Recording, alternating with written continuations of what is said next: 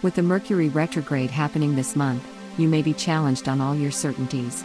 Especially for a fixed sign such as yourself, going at your own pace may just not be possible at the moment.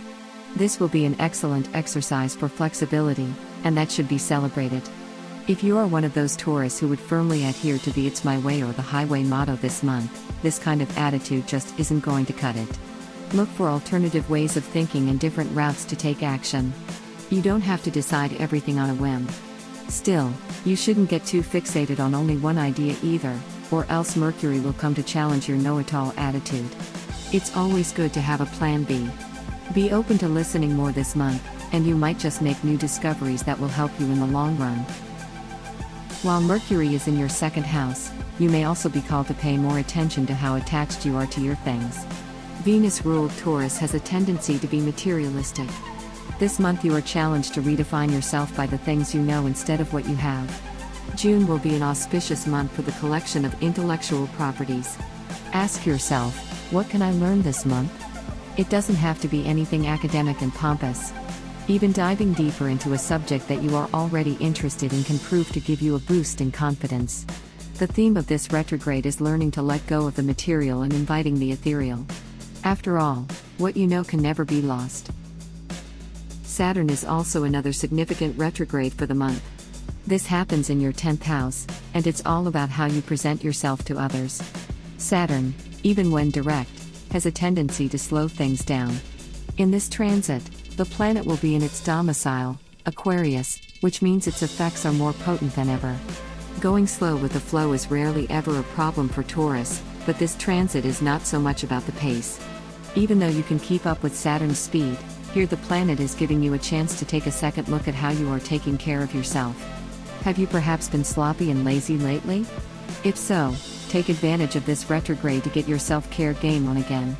Especially when it comes to your reputation, you don't want others to see you as someone who isn't dressed for the part they want to play. While this retrograde is happening, Saturn will also be square Uranus, who is in your first house. We have briefly mentioned the concept of reinvention earlier, but this is the aspect that will really push you to take a second look at yourself. This transit is making a square with your first and 10th house. This is about who you are and what you do, and with Uranus in the equation, you may be in for a little bit of an identity crisis. This will be a time to shed the old skin and say hello to a new you fresh out of the oven. Take this time to envision where you want to be better and do better without any sense of restrictions. Uranus is here to break all of the boundaries created by Saturn, so let your imagination go wild. Who would you be if you had the opportunity to rebuild yourself from the ground up? Get thinking of an answer, because this opportunity is coming. The lunar cycle of the month starts on the 10th with the new moon in Gemini. This may get you in a spending mood, so watch out for that. Especially with the indecisive Gemini energy, it would be a good practice to just put things on your wish list for a week or so until you are sure you really need it. Mercury will still be retrograde at this time, so remember what we went over earlier. On the positive side, though, this is a good moon to practice some money and abundance affirmations, since it is happening in your second house of possessions. The full moon will be happening in your fellow Earth sign Capricorn. At this time, Mercury will have stationed direct, so you may feel extra positive and energetic during this day.